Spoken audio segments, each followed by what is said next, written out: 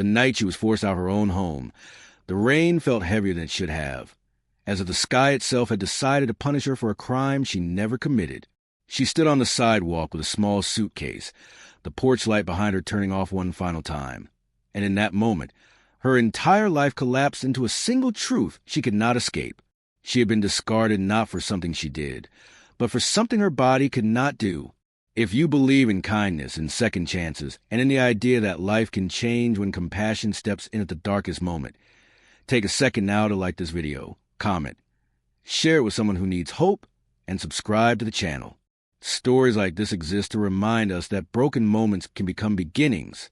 Her name was Grace Miller, a quiet Christian woman raised in a small town in Ohio, United States, where family was everything and marriage was meant to be forever.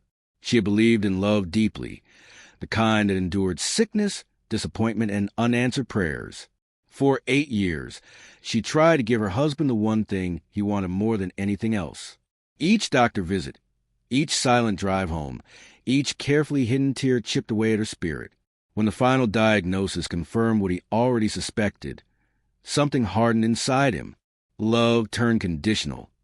Patience turned to blame, and grace became a burden he no longer wanted to carry. The day he told her to leave, there were no raised voices, no dramatic scene. That quiet cruelty hurt more than anger ever could.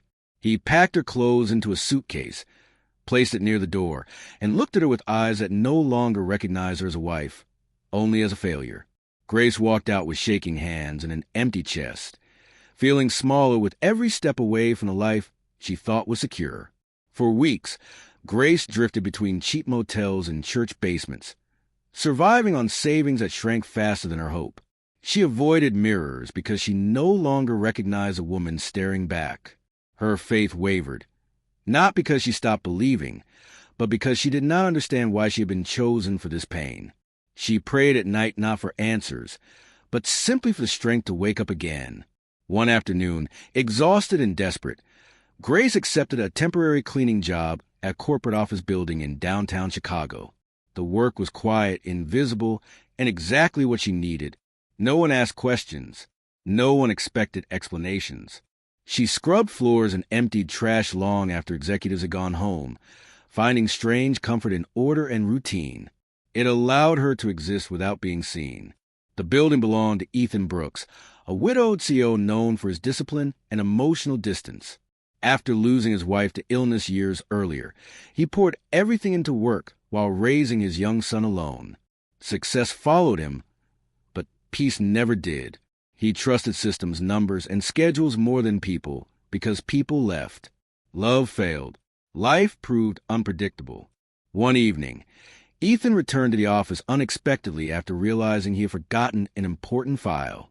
As he walked through a silent hallway, he noticed a woman cleaning near the conference room. There was something about her presence that made him slow down. She worked carefully, almost reverently, as if each small task mattered. He noticed a tiredness in her posture and a quiet dignity in the way she carried herself, untouched by bitterness. Over the following weeks, Ethan found himself returning late more often, not to watch her, but to understand why her presence unsettled him.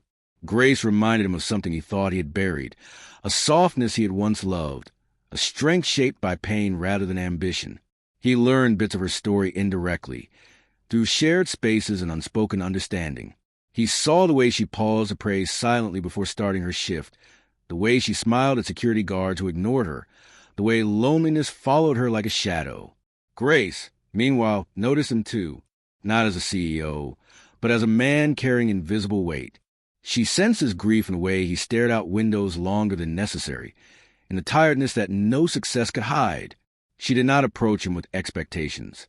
She had learned what hope could cost. Everything changed at night. A winter storm trapped them both in the building. Snow buried the streets. Power flickered, and for the first time, their carefully separate worlds collided. With no staff around and no urgency left to hide behind, they shared space, silence, and eventually stories. Grace spoke of loss without bitterness, of faith without bitterness, of being discarded without surrendering her worth. Ethan listened, truly listened, realizing how long it had been since someone spoke without wanting something from him. For Ethan, Grace's infertility was not a flaw, but a testament to her endurance. For Grace, Ethan's status meant nothing compared to the gentleness he showed when she spoke. That night planted a seed neither of them acknowledged, but both felt deeply. In the months that followed, Ethan's life began to shift in ways he could not measure on spreadsheets. He invited Grace to join him and his son for simple dinners, not as charity, but as companionship. His son, still grieving his mother, gravitated toward Grace naturally, sensing safety and warmth. Grace resisted at first, terrified of attachment, but something about being needed without being judged healed her slowly. Grace struggled with guilt, with the voice of her past whispering that she was not enough. She worried she would disappoint again, that she would be abandoned once more when expectations surfaced. Ethan struggled too, battling fear that opening his heart would cost him control. Both walked carefully, wounded but hopeful. What neither expected was how love redefined itself. There was no demand, no condition, no requirement to become something else. Grace was not valued for what she could produce, but for who she was. Ethan did not seek replacement for his late wife, but partnership rooted in understanding. Together, they built something quieter and stronger than either had known before. Grace eventually moved into a home filled with warmth instead of judgment. She became a presence in Ethan's son's life that did not erase loss but honored it. She found purpose mentoring other women cast aside by circumstances they could not control. Her pain became a bridge rather than a prison. Near the end of this story, if it moved you or reminded you that compassion can rewrite destinies, please like the video, share it with someone who needs encouragement, and subscribe to the channel so more stories like this can reach hearts that are hurting. Before the ending, we have one special request. Please comment below and tell us what second chances mean to you, or share a moment when kindness changed your life. Grace was once thrown out as if she had no value, but she learned that worth is not decided by rejection. Sometimes, life removes us from places that break us, so it can lead us to people who heal us.